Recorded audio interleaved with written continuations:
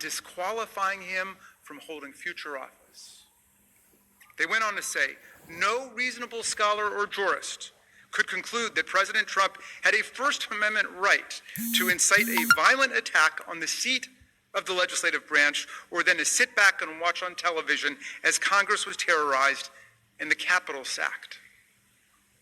Incitement to violence is, of course, not protected by the First Amendment. That's why most Americans have dismissed Donald Trump's First Amendment rhetoric simply by referring to Justice Oliver Wendell Holmes's handy phrase, "You can't shout fire in a crowded theater." But even that time-honored principle doesn't begin to capture how off-base the argument is. This case is much worse than someone who falsely shouts fire in a crowded theater. It's more like a case where the town fire chief, who's paid to put out fires, sends a mob not to yell fire in a crowded theater, but to actually set the theater on fire. And who then, when the fire alarms go off and the calls start flooding into the fire department, asking for help, does nothing but sit back, encourage the mob to continue its rampage, and watch the fire spread on TV with glee and delight. So then we say this fire chief should never be allowed to hold this public job again, and you're fired and you're permanently disqualified, and he objects. And he says, we're violating his free speech rights just because he's pro-mob or pro-fire or whatever it might be. Come on. I mean, you really don't need to go to law school to figure out what's wrong with that argument. Here's the key. Undoubtedly, a private person can run around on the street expressing his or her support for the enemies of the United States and advocating the overthrow of the United States government. You've got a right to do that under the First Amendment. But if the president spent all of his days doing that, uttering the exact same words, expressing support for the enemies of the United States and for overthrowing the government,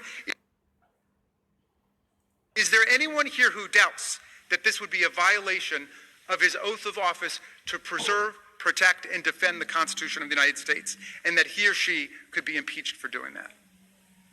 Look, if you're president of the United States, you've chosen a side with your oath of office. And if you break it, we can impeach, convict, remove, and disqualify you permanently from holding any office of honor, trust, or profit under the United States. As Justice Scalia once said, memorably, you can't ride with the cops and root for the robbers.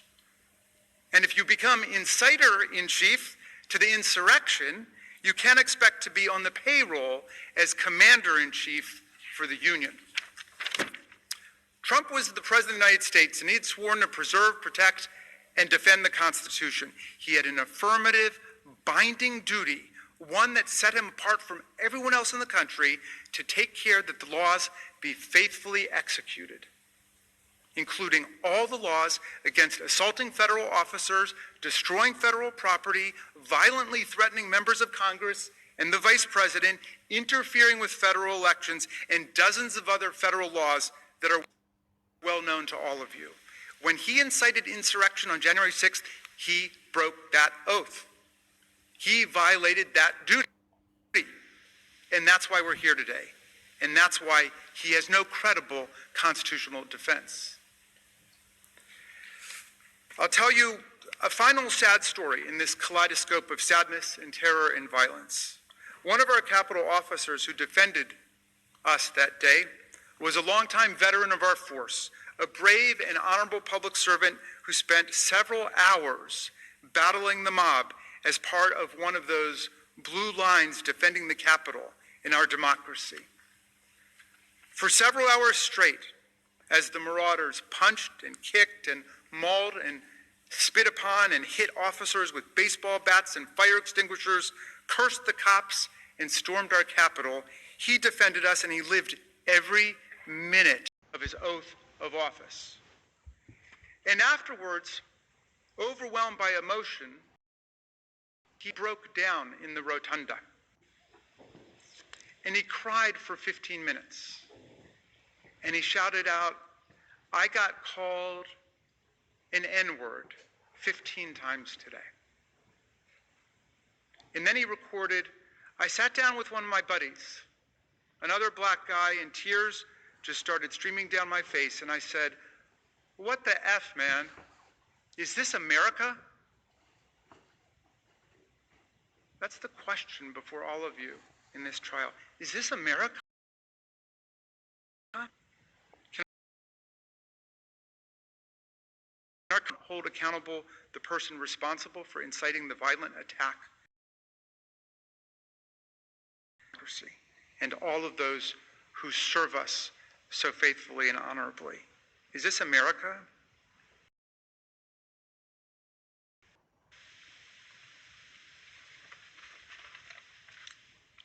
Mr. Neguse will now of our evidentiary case.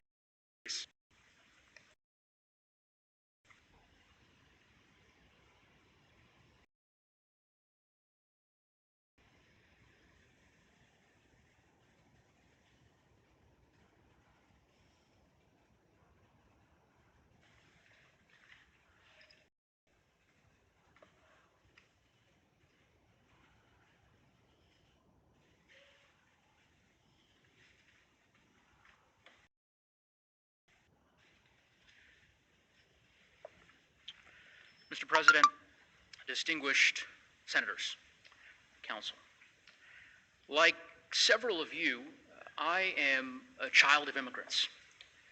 And as a son of immigrants, I believe firmly in my heart this is the great republic that this world has ever known.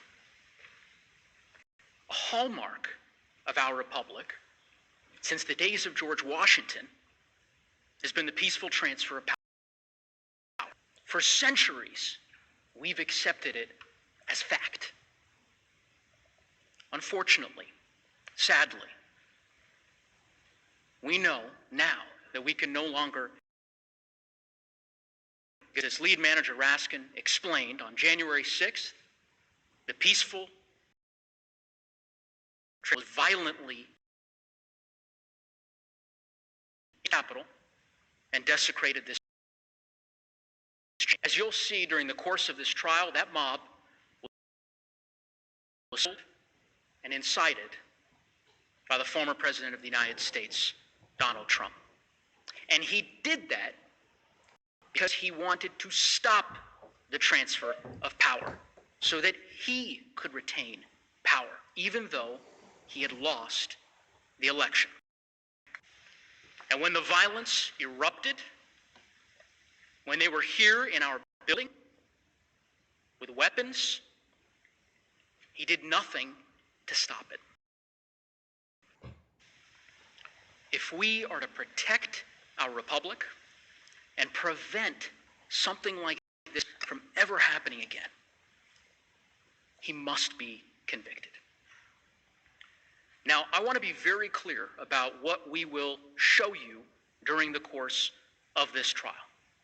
As my fellow managers present our case to you today, tonight, tomorrow, it'll be helpful to think about the statement of insurrection in three distinct parts: the attack, and the harm. Let's start with the provocation.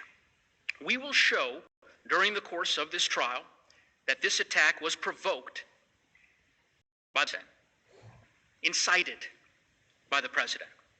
And as a result, it was predictable and it was foreseeable. And of course, that makes sense.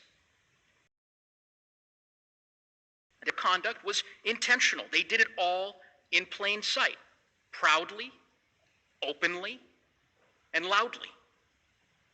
Because they believed, they truly believed, they were doing this for him. To stop the steal, to stop the certification of the election results. We will never give up. We will never concede. It doesn't happen. You don't concede when there's theft involved. And to use a favorite term that all of you people really came up with, we will stop the steal. We must stop the steal. Finally, used this speech as a call to arms. It's not rhetorical. It had been primed for this over many months. To learn, days before this speech, as lead manager Rask, there were vast reports across all major media outlets. Thousands of people would be armed, that they'd be violent. And the FBI reported in the days leading, thousands in the crowd would be targeting the Capitol. Arrested people with guns the night before the attack on weapons charges. And this is what our commander-in-chief in the right before. We will not let them silence your voices. We're not going to let it happen. Not going to let it happen.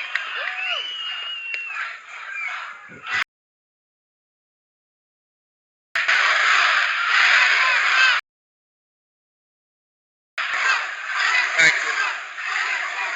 And you have to get your people to fight because you'll